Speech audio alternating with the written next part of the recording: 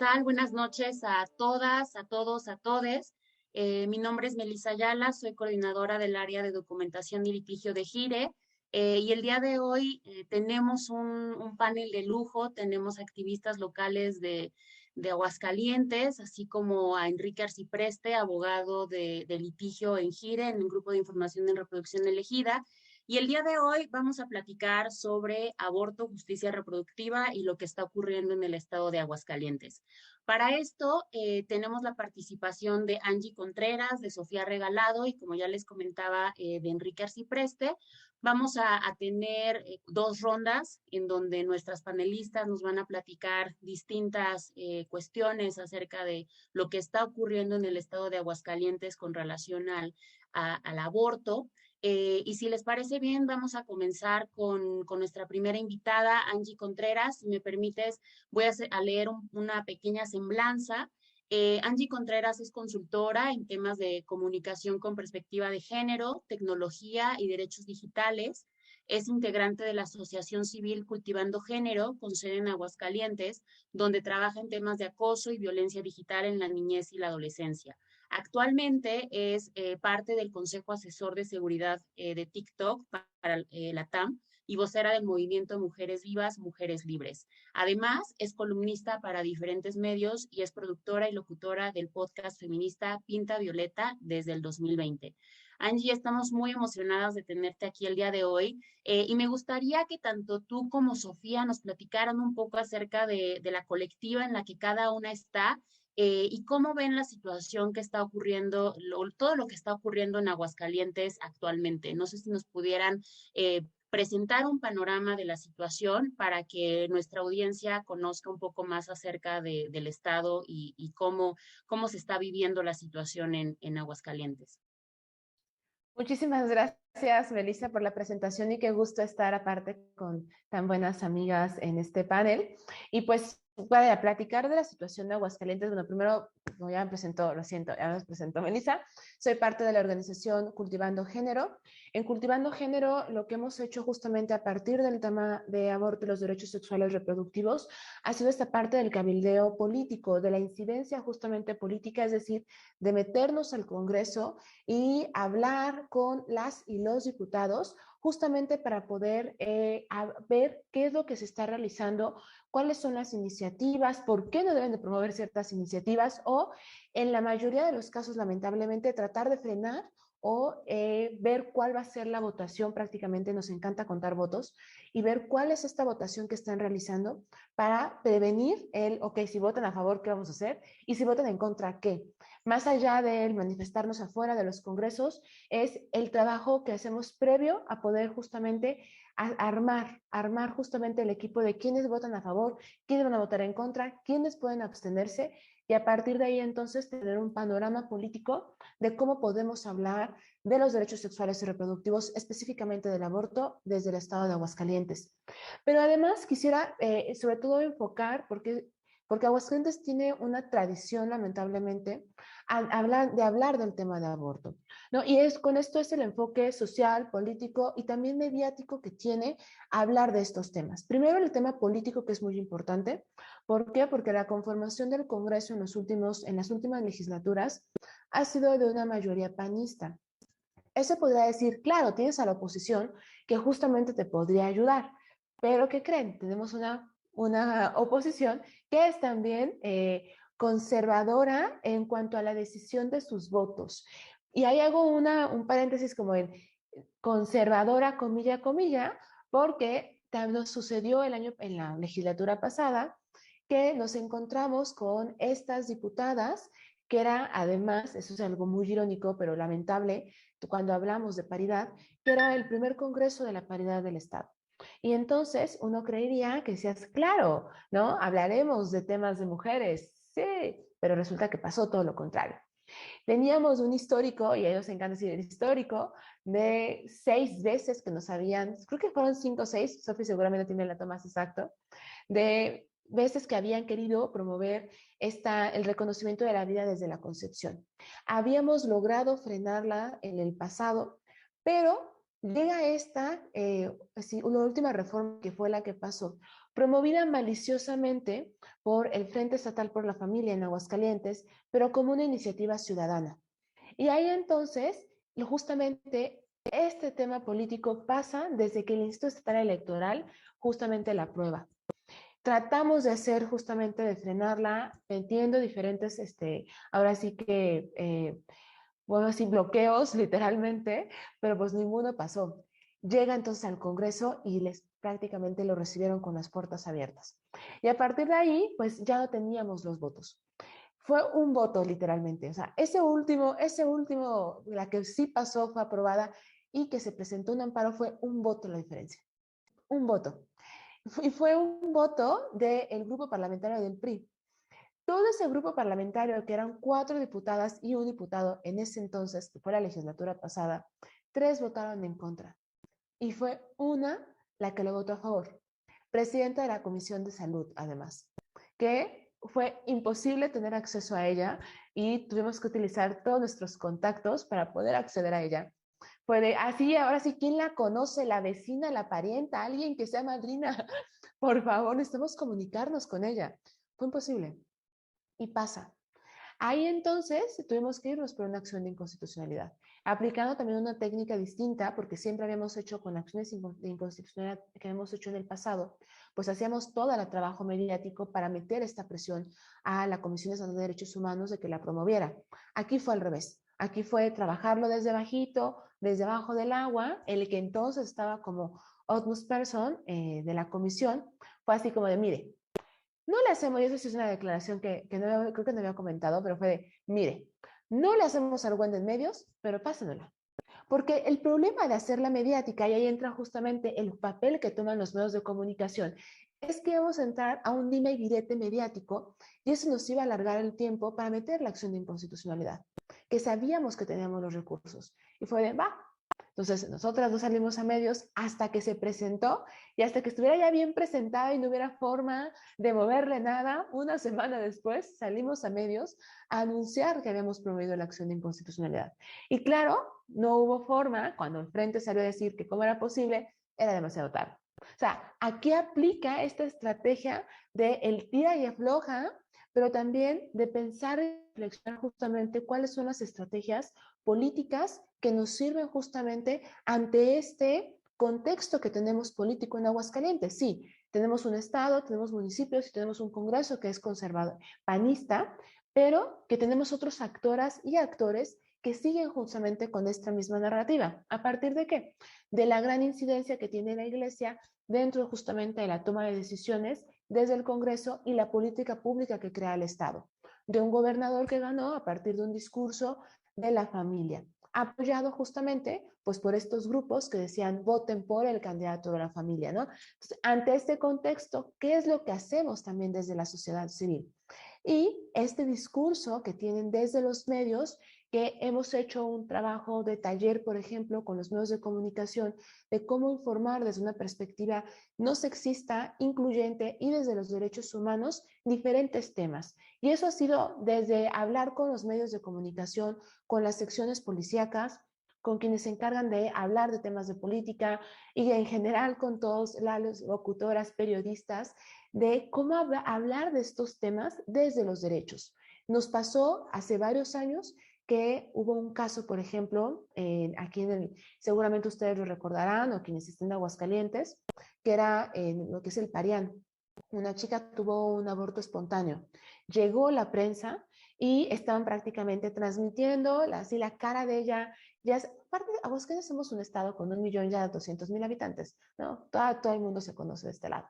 Y su nombre, sus datos personales ya estaban regándose por las redes sociales. Aparece también el año pasado y antepasado, creo, encontraron 2 fetos en contenedores de basura y también, ¿no? Luego, en automático estaban diciendo, es que fue un aborto, un asesinato, ¿no?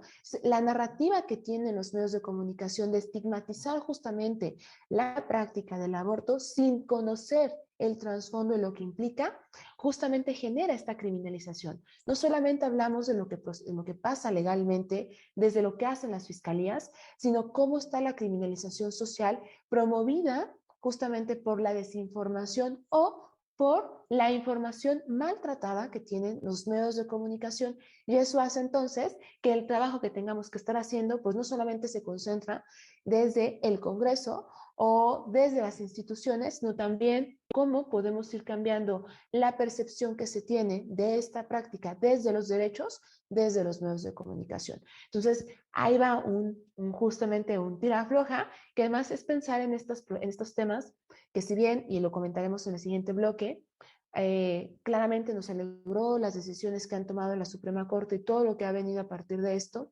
implica pensar que hay que ser más transversales justamente en el abordaje del tema del aborto, en contextos políticos, sociales y culturales como el que es Aguascalientes, donde pues hay todavía un contexto pues muy conservador en cuanto a cómo pensamos y cómo se estigmatiza esta práctica.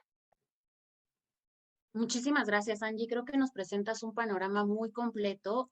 Voy a pasar a presentar a Sofía Regalado y le voy a arrojar una pregunta que deriva un poco de esto que ya nos comentabas tú, Angie. Sofía Regalado, ay, denme un segundo, se me perdió la, bueno, como todas y todos ustedes saben, Sofía Regalado es integrante de Morras Help Morras. Además, es una activista que comenzó desde los 12 años, como nos lo relata eh, en toda su semblanza. Nos comenta que inició su labor de activismo a los 12 años en 2016. Es que cofunda la organización de Morras Help Morras, que a la fecha codirige. Desde 2017 asesora a mujeres y personas gestantes que deciden abortar en contextos de vulnerabilidad y criminalización. En 2019 egresó de la licenciatura en filosofía con la tesina Aborto, Mujeres y Poder. Realiza litigio estratégico a favor de los derechos sexuales y reproductivos, es tallerista en barrios periféricos hidrocálidos, utilizando estrategias basadas en la imbricación de opresiones y en modelos de reducción de daños. Actualmente es consultora y analista sobre fundamentalismos. La verdad es que estamos muy contentas de contar contigo aquí el día de hoy, Sofía. Y me gustaría que, además de que nos contaras de Morras Help Morras, nos platicaras un poco acerca de esto que ya comentaba Angie sobre la criminalización social, ¿no? Creemos que es algo fundamental que también hablemos, porque si bien es cierto que muchas de las estrategias jurídicas se lanzan para lograr una despenalización, es fundamental que esto también vaya con la despenalización social, ¿no? O sea, que se deje de criminalizar por parte de la sociedad algo que, como todas y todos sabemos, es un derecho que tan así ha sido reconocido por la propia Suprema Corte. Bien, gracias por la invitación. Y bueno, contextualizando un poco qué es lo que hacemos en Morras Help Morras, somos una organización que trabaja por la justicia reproductiva. Y en este sentido, cabe la pena aclarar que no solo trabajamos, por ejemplo, como se podría pensar, por el acceso al aborto, ¿no? Como un derecho. También, o sea, en términos más amplios, trabajamos, por ejemplo, temas de esterilizaciones forzadas, por poner algo ahí sobre la mesa, ¿no? Porque creo que también dentro de la narrativa de derechos sexuales y reproductivos, como que solo se contempla el aborto y no es el único problema que tenemos las mujeres y las personas gestantes respecto al acceso a la salud reproductiva, ¿no? Entonces, eso primero. Nosotras trabajamos con estrategias pensadas para que funcionen, más allá de casarnos todo el tiempo tal vez con un discurso de, bueno, es que es lo que creemos y esto es lo que vamos a hacer y no vamos a trabajar, por ejemplo, con el Estado o una cosa por el estilo, ¿no? Nosotros pensamos en estrategias que funcionen y justo, por ejemplo, tenemos esto del litigio, que nos parece una herramienta genial, que hace poco la conocemos precisamente, pero vemos que es altamente funcional, ¿no? Y creo que por una parte tendríamos que apostarle, tal vez como movimiento, a este tipo de estrategias. O sea, que cada vez se repliquen más y más y más y más, ¿no? Porque precisamente esto que mencionabas de la estigmatización social, creo que por una parte hay que entender justo ya Angie platicó muy bien cuál es el contexto del aborto en Aguascalientes, que creo que sí ha sido una batalla histórica, pero podemos ubicar como el boom del movimiento feminista, del movimiento por los derechos sexuales y reproductivos a partir de 2018, que fue cuando libramos esa gran batalla por la iniciativa para proteger la vida desde la concepción. Entonces, aquí yo ubico un problema muy concreto y que tú, Melissa, ya lo mencionaste, ¿no? Que son las narrativas o el asunto de la estigmatización, pero además de eso son narrativas y estrategias que, digamos, de ambos lados, o sea, lado enemigo, lado que se opone a los derechos sexuales y reproductivos, y desde nuestro lado, de pronto no funcionan tan bien, ¿no? Tenemos a este elemento que es como nuestro gran enemigo, que es el Frente Nacional por la Familia, y creo que es importante revisar cómo es que funciona y por qué de hecho sus estrategias funcionan, más allá de creer que es solo, ay, es que la gente es conservadora, ay, es que se oponen, o ay, es que no les gusta lo que hacen las mujeres, bla, bla, bla. No, ¿por qué de hecho es que funcionan? ¿No? ¿Qué es lo que hacen para poner, por ejemplo, iniciativas tipo PIN parental, tipo proteger la vida desde la concepción, o sea, como ese tipo de cosas, ¿no?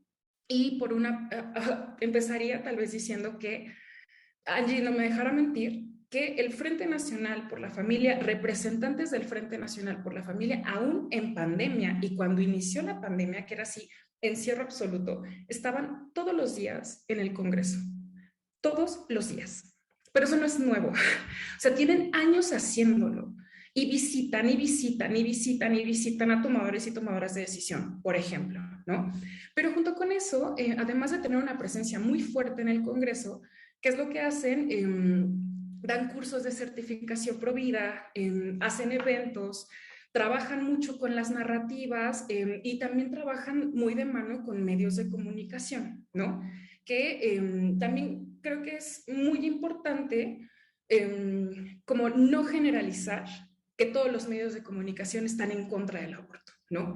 Creo que revisando las estrategias del Frente Nacional por la Familia, y lo enuncio porque es un elemento muy importante y muy, o sea, tiene muchísima presencia en Aguascalientes y tiene mucha fuerza, ¿no?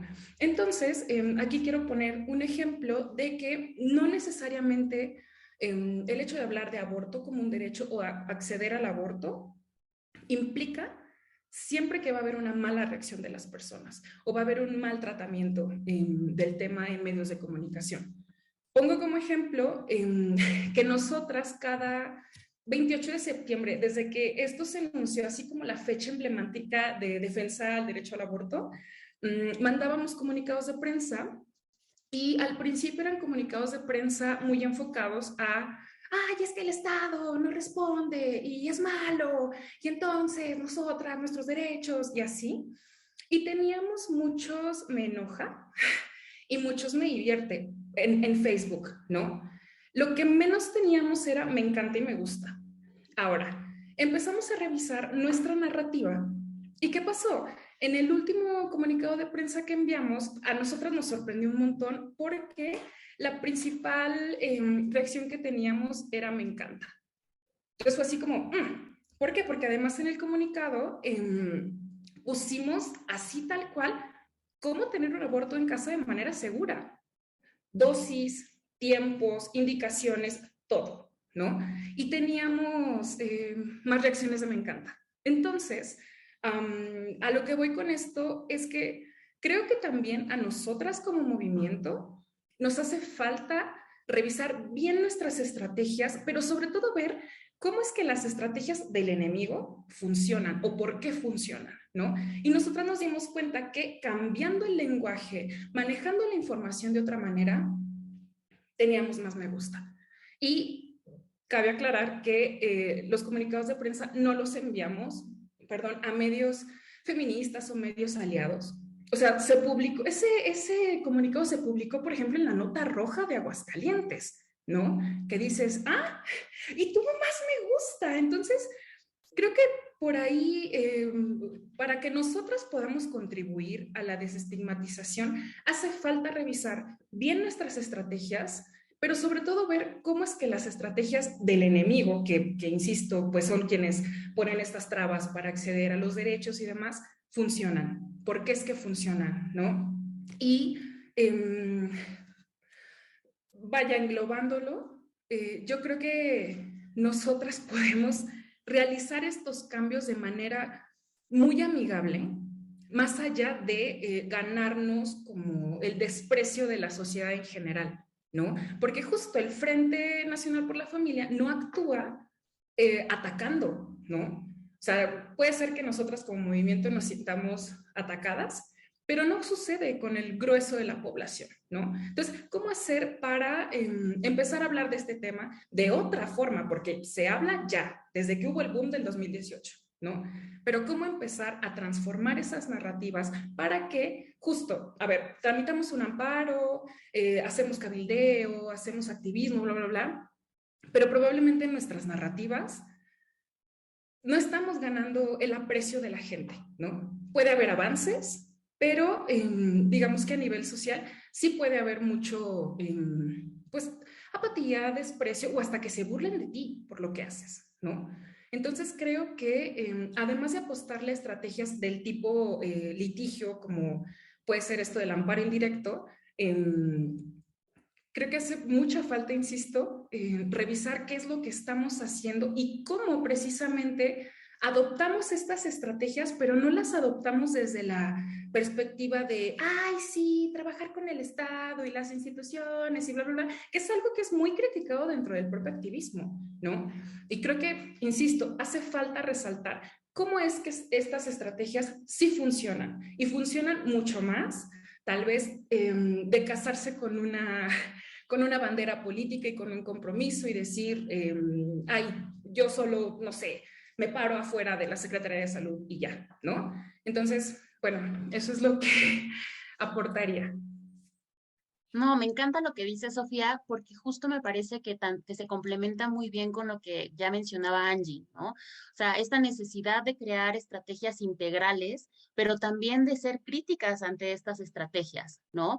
Y creo que es algo fundamental, que veamos qué funciona, qué no funciona, y aquellas cosas que no funcionan, qué podemos hacer para que efectivamente funcionen, ¿no?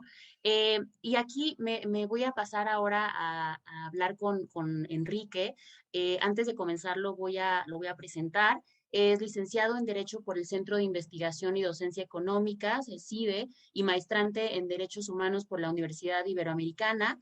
Actualmente se encarga de la estrategia y seguimiento de los juicios de amparo en GIRE, así como los procesos administrativos y contenciosos administrativos en el área de documentación y litigio de casos. En este sentido, Quique, me gustaría que nos platicaras un poco acerca de la labor de investigación que se realizó en el estado de Aguascalientes y cómo a raíz de esta es que se logra el caso de Pilar, ¿no? Cómo es que se logró justo ganar el caso de Pilar, que por supuesto quiero enfatizar que se logra también gracias al trabajo que se realizó con las organizaciones de la sociedad civil locales, vaya, también con la alianza con medios de comunicación locales, que fue gracias a ellos y a todas ustedes, las activistas locales, que supimos que en Aguascalientes había un foco rojo, ¿no? Entonces, Quique, no sé si nos pudieras dar un panorama amplio de lo que estaba pasando en Aguascalientes, con los meses en los que nos estuvieron llegando casos y cómo todo esto desembocó en el caso de Pilar.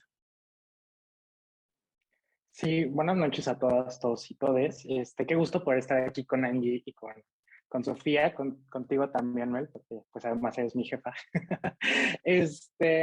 Y sí, me gustaría retomar en este último comentario que decías respecto a las estrategias integrales. Me parece que eso es muy importante, ¿no? Digo, el contexto ya nos lo cuentan aquí Angie y Sofía mucho mejor de lo que yo podría. Porque en efecto el tema del aborto en Aguascalientes es un tema que se ha tocado desde hace mucho tiempo, ¿no? O sea, desde Gire, justo con Morras y otras organizaciones, hemos acompañado casos ya y además que han centrado precedentes importantes desde 2018 y 2019. Y justo por eso es que nos sorprendió un poco cómo es que en 2021 empezamos a ver un aumento bastante rápido y bastante preocupante en el caso de criminalización de mujeres que habían abortado en el Estado. ¿no? Un poco, digo, creo que vale la pena mencionarlo porque además era un punto que ya tocaba Angie y Sofía respecto a cómo es que se dio la modificación a la constitución local, ¿no? Creo que al final eso sí influye un poco en la narrativa y entonces es que a partir de febrero, marzo de 2021 es que empezamos a notar un aumento de criminalización de casos de aborto. Y en este sentido, digo, además de intentar, de inmediatamente empezar a acompañar a estas mujeres, desde GIRE lo que empezamos a hacer también en conjunto con organizaciones fue, primero, intentar preguntar cómo estaban funcionando, por un lado, el sector salud y por otro lado, la Fiscalía del Estado, ¿no? Y en este sentido se presentaron en un primer momento solicitudes de acceso a la información directamente al fiscal y al titular de los servicios de salud, preguntando algo muy básico, es ¿cuáles son tus protocolos? O sea, cuando llega al hospital una mujer o una persona con capacidad para gestar con un aborto en desarrollo, un aborto espontáneo, ¿qué haces? ¿No? Porque un poco los casos que estábamos viendo, lo que nos estaban mostrando es, en vez de atender a estas personas, lo primero que se hace es se levanta el teléfono y se marca la fiscalía. ¿No? Cuando, digo, además un poco, sí creo que es importante mencionarlo, esto es la pues, violación al secreto profesional, pero además sí es un tema o sea, cómo ignoras la atención a la salud que tendrías que estar brindando y se privilegia el dar aviso a las fiscalías, ¿no? Tanto el sector de salud como la fiscalía nos contestaron muy rápidamente, además, con una lista de protocolos y presumieron cómo es que, además, por ejemplo, el sector salud tiene los nuevos lineamientos de aborto que sacó el gobierno federal y cómo es que sí los conocen. Reiteraron que Aguascalientes tiene personal no objetor para cumplir con la NOM 046, que también fue un litigio que ya se había dado en Aguascalientes. Eso fue, por así decirlo, una primera etapa, ¿no? Y a pesar de esto, continuamos viendo muchos más casos de criminalización. Entonces, lo que un segundo paso, por así decirlo, se realizó un reportaje de casos de criminalización en aborto en conjunto con organizaciones locales, donde pues un poco se narran estas vivencias que además, como les comento, la mayoría pues tienen más o menos los mismos hechos, ¿no? Las mujeres y personas llegan al hospital, la fiscal, o sea, el personal de salud inmediatamente las empieza a cuestionar qué es lo que está pasando antes de darles atención médica, se le marca a la fiscalía, personal de la fiscalía llega inmediatamente al hospital y empieza a interrogarlas ahí mismo. Entonces, con este reportaje, con esta investigación, se nos permite hacer una segunda intervención con las autoridades, ¿no? Se presentan nuevamente escritos tanto a la Fiscalía como al sector salud, y además aquí se agrega un escrito al Instituto Mexicano del Seguro Social, al IMSS, porque también había intervención por parte del hospital número 3, si no me equivoco, del IMSS. Y esta vez lo que se les dice un poco es, permíteme contarte lo que el personal está haciendo, ¿no? Déjame te narro lo que está sucediendo en tu estado. Y además se les informa, ¿no? Un poco lo que los estándares en materia de derechos humanos dicen. ¿No? Sí, un poco indicarles como, pues déjame medio, te digo que estás violando el secreto profesional, estás violando el derecho a la salud, estás violando las actuaciones del Ministerio Público, ¿no? Porque además pues no hay flagrancia, entonces como que en realidad tus investigaciones están muy mal hechas, y se les termina pidiendo nuevamente, se les reitera, ellas ya conocen los criterios en materia de derechos humanos, y se les solicita que entonces pues su personal se apegue a estos criterios, ¿no? Que pues se evite brindar esta información que no se tendría que estar brindando y que se deje de interrogar a las mujeres que están recibiendo servicios de salud. Respecto a este escrito ya no recibimos respuesta ni del sector salud ni de la fiscalía. Pero bueno, desde GIRE continuamos con el acompañamiento de estos casos, y un poco aquí es donde entra el caso de Pilar.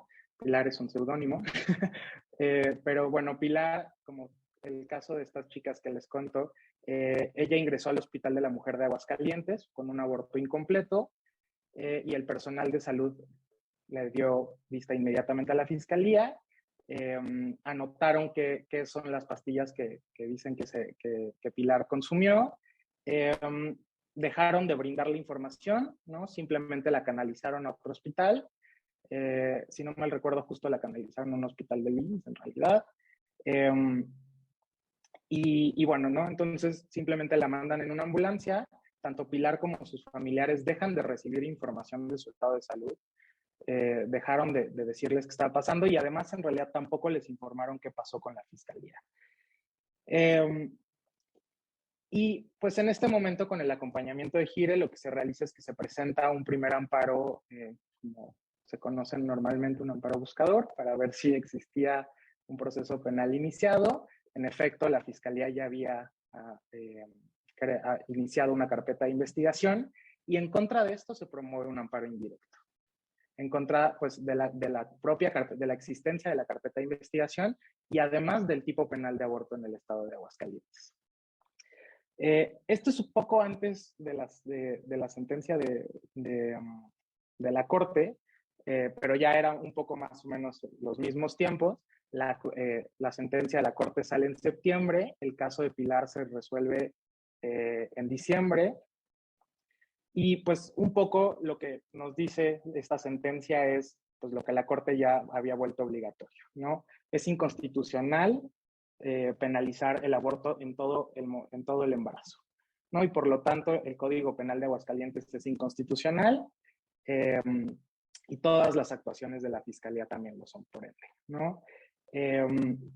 Un poco el juez reconoce que existen violaciones pues a la autonomía reproductiva, al derecho a la salud, a la integridad personal, que hay un inadecuado uso del derecho penal y por lo tanto, bueno, declara la inconstitucionalidad del tipo penal. Espero no estarme poniendo muy jurídico, perdón. Y al mismo tiempo obliga a la fiscalía, le dice, tú tienes dos opciones porque no le puedes aplicar el delito de aborto. O te abstienes de investigar estos hechos porque no son constitutivos del delito, o inmediatamente emites un acuerdo de no ejercicio de la acción penal. Nos parece que esta sentencia es muy importante porque pues permite como aterrizar esto que la Corte ya dijo en una acción de inconstitucionalidad, que pues no es un caso específico, ¿no? Lo permite aterrizar en la vida de una mujer que se estaba viendo afectada por la criminalización del Estado, a la cual además se le negaron servicios de salud. Y pues en este sentido creo que es un primer paso pues en la materialización de estos criterios que la Corte ha venido pues emitiendo, ¿no? Y solo ya para terminar, solo mencionar un poco pues cómo es que esto incluso pasa en un estado donde, como ya nos comentaba Angie, la protección de la vida desde la concepción pues está en la Constitución, ¿no? ¿Cómo es que esto en realidad, esta sentencia pues de manera expresa retoma la de septiembre de la Corte sobre la inconstitucionalidad del tipo penal de aborto, pero al mismo tiempo permite como sí volver efectivos estos criterios a pesar de estas cláusulas que pues los grupos antiderechos intentaron crear, que sabemos que jurídicamente en realidad no hacen lo que ellos dicen que hacen, ¿no? Un poco aquí justo lo que nos decía Sofía respecto a cómo es que en realidad están solo pues trabajando muy bien los discursos, porque jurídicamente no hay algo tan sólido. Y ya creo que me detengo aquí. Muchísimas gracias, Quique. Creo que lo que presentas el caso perfecto. Es un caso paradigmático, creemos que refleja muy bien pues todo lo que viven las mujeres cuando llegan a los hospitales, las personas también con capacidad de gestar, y cómo los propios médicos, el propio personal de salud, pues es quien de primera mano le da el pitazo a la fiscalía, ¿no? En lugar de darle toda la atención médica, prefieren criminalizar a las mujeres, lo cual, y a las personas con capacidad de gestar, lo cual nos parece inaudito. No es justo el querer controlar el cuerpo de las mujeres y de las personas con capacidad de gestar a través del Estado, ¿no? De la fuerza del Estado. Y me quedo con esto último que señalabas, Quique, ¿no? De la importancia de materializar lo que ya dijo la Corte, ¿no? Tuvimos esta Navidad feminista en septiembre, ¿no?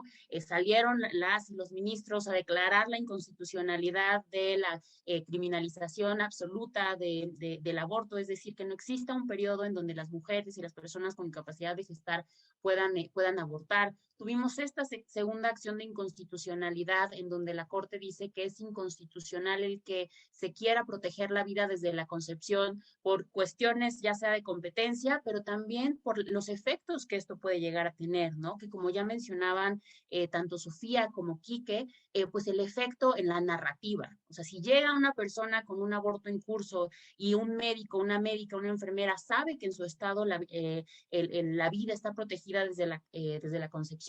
Por supuesto que en muchas ocasiones no conoce todo lo jurídico, ¿no? Todo lo que hay detrás de ello. Piensa inmediatamente, pues está protegida la vida desde la concepción, yo creo que no se podría realizar el aborto. Sin embargo, nosotras sabemos que esto no es así, pero la narrativa ya está, ¿no? Y qué complicado llega a ser cambiar esta narrativa. Entonces, me detengo mucho a esto último que ya mencionábamos, justo de cómo se está materializando la sentencia de la Corte. Y aquí, Angie y Sofía, me gustaría que ustedes nos platicaran si creen que la sentencia de la Corte ha tenido un impacto, digo, o sea, los engroses, el engrose de la acción de inconstitucionalidad de Coahuila salió a finales de diciembre, estamos a mediados de febrero, tal vez es muy apresurado de mi parte preguntarles si ya hay alguna materialización, pero ustedes están muy metidas en el movimiento local. ¿Ustedes consideran que en este momento ya hay efectos de esta sentencia, de esta acción de inconstitucionalidad? Vaya, primero creo resaltar algo muy importante que justamente comentas y es cómo tenemos que entrarle, cómo tuvimos que entrarle y tenemos que seguirle entrando al trabajo político de incidencia y justamente retomo por lo que dijo Sofi. Nos dan miedo hablar con el Estado y con las personas en el Congreso porque luego es como de ¿para qué? Tenemos que entrarle. A ver, el Frente se la pasa tocando las puertas. Llegó a ver quienes eran aliadas en el Congreso que nos decían, es que ya está llegando un tema de hostigamiento o de acoso, de alqueo de parte de estas personas, ¿no? ¿Por qué no estamos justamente entrando a estos espacios? Y segundo, y que justamente retomo el caso de lo que pasó con Pilar, que ahí veíamos y algo que sigue pasando, y es que una cosa es lo que está diciendo la ley, porque sí, bien chido Aguascalientes, entregó protocolos, dijo, aquí está todo esto bonito en papel, pero una cosa es que tenga las cosas en papel y otra muy distinta, que su personal sepa hacer las cosas. Ya es ahí donde está el problema. ¿Por qué? Porque están llegando entonces los casos a los hospitales y lo primero que hacen antes de salvaguardar el tema de salud y que ella se encuentre bien es hablen la fiscalía. Y hay casos donde no las atienden hasta que primero cuenten la verdad de qué fue lo que sucedió. O sea, y ahí justamente, pues disculpen, pero están brincando todos los protocolos habidos y por haber. ¿Qué está pasando entonces y por qué esta narrativa ha permeado tanto en el Estado que aunque saben las y los servidores públicos, porque se les ha capacitado, y me consta que hemos capacitado, por ejemplo, sobre la NOM 046 a las personas, ¿por qué siguen primero anteponiendo el marca de la fiscalía? Porque esto es un delito, porque ahí está, y porque además a eso, en las formas de incidencia del frente han diversificado los espacios, sí, muy mal redactados, porque nos tocó leer las propuestas que hacían y era como, es posible que estén redactando esto, pero que estaban aprobadas y que pasaban. Y que entonces se quedan con que, claro, ¿no? La vida desde la concepción, llegas a un caso y sale bye. ¿Qué pasó en septiembre? Pues vimos una marea de festejo y qué padre, y la corte, la más feminista, y viva Saldívar con corazoncitos verdes, ¿no? Pero realmente no sabíamos qué estaba pasando. O sea, en realidad nos tomó unos días entender el impacto que tuvo. ¿Cuál es el efecto que veo en Aguascalientes? Si bien justamente, tal vez materialmente no hemos visto, yo creo que sí hay una narrativa que sí la estoy viendo y que seguramente sobre todo Sofi y morras que acompañan casos, lo han visto en el incremento justamente de las solicitudes de información para el aborto desde casa. ¿Por qué? Porque eso hizo que la narrativa fuera de, ok, o sea, yo me acuerdo que llegaban la cantidad de mensajes que me llegaban de, entonces ya se puede abortar en Aguascalientes. Y fue como de, a ver, espérate, estamos analizando bien cómo está esto para antes de dar una información. Y empezó, y que creo que ahí es cuando, como esta narrativa de querer criminalizar mediáticamente la información, finalmente nos beneficia. ¿Por qué? Porque entonces en este interés de decir, ay, en Aguascalientes ya se va a poder, nos estaban ayudando a difundir.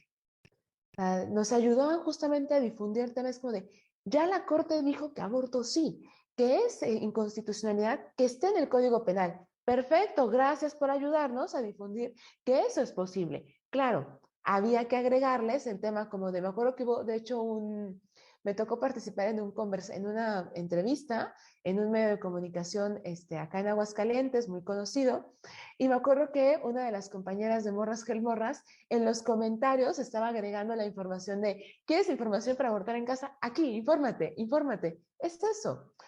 Lo que yo sí creo que ha pasado es esa parte. Ha incrementado justamente la información al respecto, se ha cuestionado más por parte de las compañeras, de las mujeres y de las personas gestantes el saber que se puede, y ahora entonces lo que hemos estado haciendo es informar. Ok, sí se puede, pero acá, ¿no? Yo me acuerdo que en esa entrevista les dije, vamos a hacer, o sea, vamos a poner descargable el amparo para que entonces, en caso de que alguna compañera aborte, entonces, ¿cómo le puedes hacer? Considerando que en Aguascalientes tenemos penalizado y la vida desde la concepción, ¿no? ¿Qué se puede hacer? Pero ya está la información.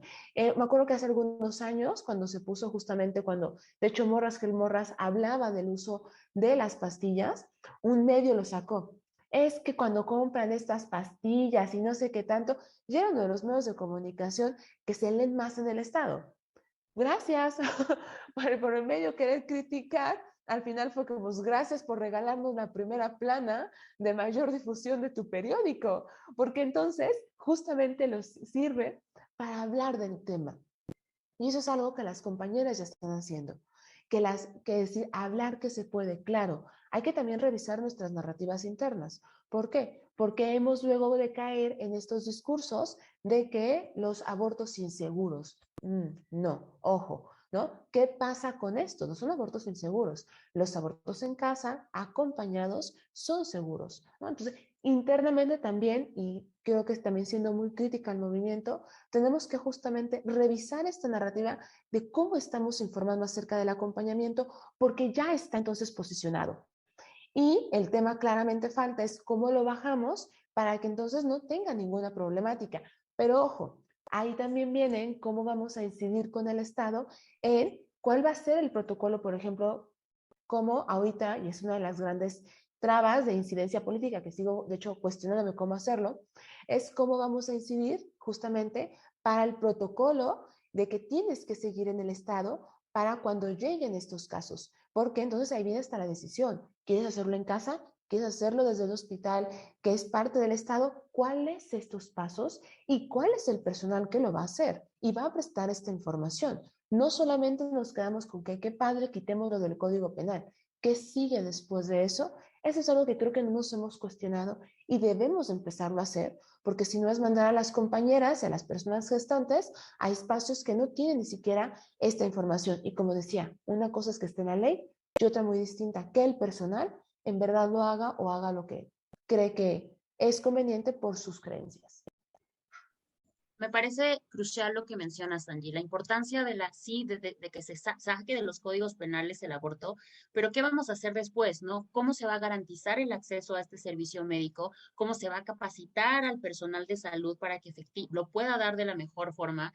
Y sobre todo, ¿cómo vamos a garantizar que no se le presenten situaciones adversas también a las mujeres y a las personas con capacidad de gestar que estamos mandando a los hospitales, ¿no? Entonces me parece fundamental esto con lo que terminas tu segunda participación, Angie. Y aquí regreso contigo, Sofía. Me gustaría saber desde Morras, ¿cómo han visto la situación? ¿Cómo han visto un incremento en las solicitudes de información después de lo de la Corte? ¿Las han buscado medios de comunicación para que les expliquen de qué va esta sentencia de Coahuila y cómo le impacta a Aguascalientes, porque esa es otra cosa. La forma en la que están redactadas las sentencias de la Corte desafortunadamente siguen siendo muy técnicas y no se ha podido aterrizar el lenguaje jurídico técnico a un lenguaje que todas las personas podamos entender, lo cual es crucial, porque las sentencias de la Corte hablan de los derechos que todas, todos, todes tenemos. Entonces, me interesaría muchísimo saber ustedes cómo lo han visto. Bueno, de principio, sí es un logro. Claro que es para festejar. Pero una cosa que nosotras hemos notado es que, bueno, solicitudes para información para información de cómo abortar de manera segura en casa, recibimos todo el tiempo. O sea, actualmente estamos atendiendo entre 13 y 15 solicitudes al día. Entonces, y eso es como más allá de lo que pasó en la Suprema Corte de Justicia, ¿no? Una cosa que me parece muy, muy importante resaltar es que impacto en Aguascalientes, claro que ha tenido, y creo que como ejemplo está el caso Pilar, ¿no? Así, o sea, creo que no podemos tener un mejor ejemplo que ese. Ahora, eso es algo histórico, ya lo mencionaba. Claro que es la primera vez que pasa y qué bueno que pasa, qué bueno que sucede. Sin embargo, creo que hay un problema y que lo mencionabas hace un momento, Melissa, que es como no entender, porque tiene 1000 tecnicismos las resoluciones de la Suprema Corte de Justicia, no entender de qué se trata, ¿no? Y entonces nos hemos encontrado con narrativas que dicen, ay, es que ya es legal el aborto en México. Ya, batalla ganada, ¿no? Y dices así de, vemos, o sea, así como tal, no lo es, hay que seguir un protocolo, ¿no? Y entonces eso genera confusión. Y el problema de la confusión es que eso, vaya, no se entiende qué es lo que está pasando. Y a partir de la confusión también se pueden crear estrategias que de hecho no son funcionales. Como decir, ay, ya es legal el aborto en México. A ver, amiga, vete a un hospital y pide que te practiquen un aborto y no te va a pasar nada, ¿no? Híjole, eso me parece peligroso. Ahora, la resolución está ahí. Creo que es importante socializar de manera más masiva. ¿Qué implica la resolución de la Suprema Corte de Justicia? ¿Cómo es que de hecho funciona? Y sobre todo, no agotarlo en lo mediático. No solo decir, bueno, pasó esto en la Suprema Corte de Justicia, bravo, sacamos una infografía celebrándolo, damos entrevistas diciendo qué implica, bla, bla, bla. Creo que no se debe agotar ahí. ¿Por qué? Porque la resolución está, ya está arrojada, digámoslo así, pero ahora hay que actuar. Y nos toca como defensoras y defensores de derechos humanos, ¿no? Nos toca actuar porque, dado el contexto, que son contextos restrictivos, son contextos que le apuestan al retroceso de los derechos humanos, que están poniendo así trabas y trabas y trabas y trabas y trabas, no va a funcionar con el mero hecho de que ya lo dijo la Suprema Corte de Justicia, hay que actuar. Y un ejemplo es el caso Pilar, lo vuelvo a citar, ¿no? Y tenemos como ejemplo también, y creo que hay que tomarlo mucho en cuenta, lo de la norma 046, que creo que es una de nuestras más grandes cartas, ¿no? Como defensoras de derechos humanos. Siempre decimos, ahí está la norma 046, está, pero una regla es que en todo México existe, pero no se aplica, ¿no? Entonces, es así de, bueno, tenemos la carta así como el Pokémon favorito, pero no funciona. Y entonces justamente ahí es donde tenemos que actuar, no agotarlo en lo mediático y no agotar en existe y ya es legal y celebremos, sino de hecho empezar a poner de nuestra parte en el sentido de apostarle a estrategias que funcionen. Ahora, ¿qué sucede con el caso Pilar? Siento un precedente, ¿no? Ya es algo determinante de, ok, ya pasó, y de alguna manera es como si vuelve a pasar, volvemos a hacer lo mismo y volvemos a hacer lo mismo hasta que se respete y hasta que se garantice, ¿no? Creo que eso también es importante y también hace falta, digamos, o sería muy bueno más bien, que todas las organizaciones que tenemos interés en este tipo de temas conozcamos las opciones que hay para hacer frente de manera efectiva a lo que está sucediendo, ¿no? Vuelvo con el caso Pilar. ¿Qué pasa? Ella tiene la carpeta de investigación, bla, bla, bla, pero solo digamos, se le resuelve a partir del amparo, ¿no? Y entonces no quiero ir con esto a que, ay, todo lo demás no funciona. No, y no se trata tampoco de ver así como en un termómetro que funciona más y que no funciona más. Sin embargo, vemos que el amparo directo funcionó y le resolvió, digamos, ese problema, ¿no? O sea, lo pongo en comillas, pero funcionó, ¿no? Entonces creo que como organizaciones es muy bueno conocer este tipo de opciones que tenemos para seguir en el activismo, ¿no? Porque, vaya, siendo un recurso legal, de pronto, por los mismos tecnicismos decimos, ay, pues no somos abogadas, no sabemos qué hacer, ¿no? Pero a partir de la socialización de, va a ver, existe el amparo indirecto, pero además, ¿cómo se pone un amparo directo, ¿no? ¿Cómo se tramita? O sea, ¿qué se necesita? ¿Qué debes tener? ¿De quién te debes ayudar? ¿Con quién debes tener alianzas? Eso es así fundamental, ¿no? Porque somos, digamos, las organizaciones de base quienes, pues casi todo el tiempo nos enfrentamos a estos casos, ¿no? Y no deberían ser, digamos, los amparos indirectos tal vez no deberían constituir un acto aislado o un evento aislado, ¿no? De, bueno, se le resolvió a esta mujer, pero hay un montón más que no saben qué hacer, pero que además nosotras no sabemos qué hacer o no sabemos cómo resolverlo, ¿no? Entonces, sí, es un logro, es algo histórico, pero eso, ¿cómo hay que actuar? ¿No? ¿Por qué hay que actuar? Pero sobre todo hay que garantizarlo, más allá de lo mediático, ¿no? O de decir que el aborto es legal, o sea, no, espérate, no, no funciona así, ¿no? Entonces, eso, o sea, conocer este tipo de herramientas creo que nos hace mucho paro, así, tal cual. Me encanta esto que dice Sofía porque me parece que refleja algo crucial, la importancia de que nosotras como activistas, como feministas, como parte del movimiento, nos unamos de tal forma que también nos nutramos entre nosotras, ¿no? O sea, que a lo mejor nosotras sabemos cómo presentar amparos, pero a lo mejor ustedes nos pueden enseñar muchísimo acerca de tener una visión mucho más crítica con respecto a ciertas cosas, la organización de Cultivando Género, cómo nos puede nutrir de cómo justo analizar las estrategias integrales que se están aplicando, cuándo se tienen que seguir, cuándo no. Y algo que me fascina es esto que señalas con respecto del amparo, ¿no?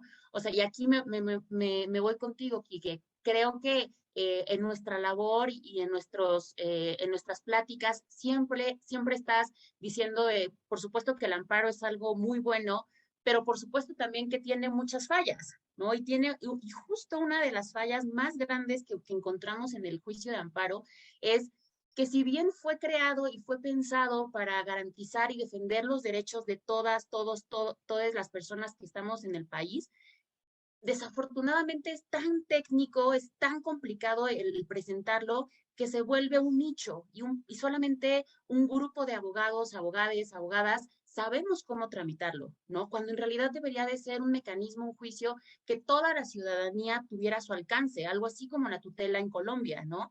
Entonces, aquí, Quique, ¿tú qué opinas justo acerca de el amparo y el aborto, ¿no? Digo, me refiero, por supuesto, que se han logrado grandes precedentes. Tenemos el caso Marisa, tenemos los casos de aborto por violación en la corte, de aborto por violación a un adolescente con discapacidad en Chiapas. Ahora tuvimos las acciones de inconstitucionalidad.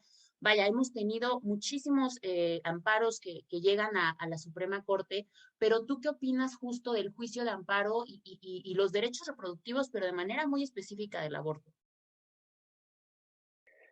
Sí, gracias. No, pues la verdad es que creo que estas últimas dos intervenciones, espero que ningún purista del amparo me escuche, porque yo creo que nos muestran todo lo que está mal con el juicio de amparo. Yo creo, digo, me parece que es como, ya lo dices, Mel, es un gran recurso dentro de lo que tenemos, pero ya está sobrepasado y creo que sí tendríamos que tener una discusión muy seria de cómo empezar a modificarlo. Creo que el amparo para efectos de los temas de justicia reproductiva y de salud reproductiva ha funcionado. Sin embargo, o sea, creo que Sofía ya lo mencionaba, o sea, él tiene tantos límites que un poco es, creo que empezar a cuestionarnos, digo, porque al final no es como que lo vamos a lograr reformar de un día para otro, ¿no? Entonces, con lo que logramos sacar de estos juicios la pregunta creo que es cómo maximizar esas resoluciones que estamos teniendo, ¿no? Y ya lo decía Sofía, a mí me parece muy, muy importante es cómo difundimos la sentencia de Pilar, la sentencia de la Corte, para llegar, porque además, digo, algo que es cierto es nosotras somos organizaciones civiles, ¿no? Nuestro trabajo es gratuito y apoya a la sociedad, perdón. Sin embargo, en realidad un amparo es carísimo, ¿no? O sea, si una persona quisiera interponer un amparo con un abogado privado, un amparo es carísimo. Hoy digo, está la Defensoría Pública del Consejo de la Judicatura, estamos las organizaciones civiles, pero sí entonces un poco empezar a cuestionarnos cómo hacemos esto, ¿no? Y yo me pongo a pensar, por ejemplo, cómo difundimos esto con otras y otros abogados que no necesariamente se dedican a esto, ¿no? Y entonces, como un argumento así muy a bote pronto es, vamos a platicarles las cosas padres que tiene esta sentencia, incluso más allá de los temas de justicia reproductiva, ¿no? Por ejemplo, yo no soy penalista, pero esta sentencia de Pilar, se concede un amparo contra una carpeta de investigación y los penalistas lo sabrán mejor, pero esto normalmente no pasa.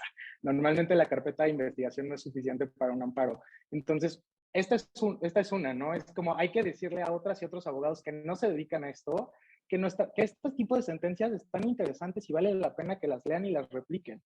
En este tema y en otros, ¿no? ¿Cómo logramos llegar a los ministerios públicos, a los jueces de amparo? Y veía un comentario ahí en el chat que tiene mucha razón. ¿Cómo logramos no tener que llegar a un amparo indirecto, ¿no? Es cómo socializamos que los jueces de control pues sepan esto y lo apliquen desde un primer momento y no judicialicen, ¿no? Y al mismo tiempo, ya para yo terminar y no robar más tiempo, también cómo socializamos con el propio personal de salud, ¿no? O sea, cuestionarnos es cuánto del personal de salud actúa como actúa por miedo, ¿no? No nada más por estigma al tema, sino por un miedo genuino de si yo no le marco al Ministerio Público, a quien se van a llevar es a mí, ¿no? Y digo, jurídicamente está mal pensar así, ¿no? Pero es un miedo genuino, ¿no? O sea, este miedo que generan pues este tipo de leyes. Y creo que también el trabajo con el personal de salud es fundamental en estos temas. Pues la verdad es que fue fascinante platicar con todas y con todos ustedes, con todes, justo por respeto a su tiempo. Sé que todas tienen cosas que hacer después de esta mesa. Vamos a dar término con nuestra plática aquí. La verdad es que creemos que el caso Pilar, como ya mencionaban tanto Sofía como Quique, es un caso paradigmático, es un caso que vaya, nos muestra cómo se van a ir materializando las sentencias de la Corte. Ya pusimos en el chat el blog que se desarrolló en Nexos, justo acerca de este caso, y de nueva cuenta agradecerles a todas, todes, todos que hayan estado el día de hoy con nosotras. Sofía, Angie, Quique, muchísimas gracias por conectarse. Esto fue Entre Nosotras, lo logramos gracias a IntelliJuris, es una colaboración con esta gran plataforma que se dedica justo a la difusión de la cultura jurídica, y de nueva cuenta, muchísimas gracias. Que tengan una excelente noche.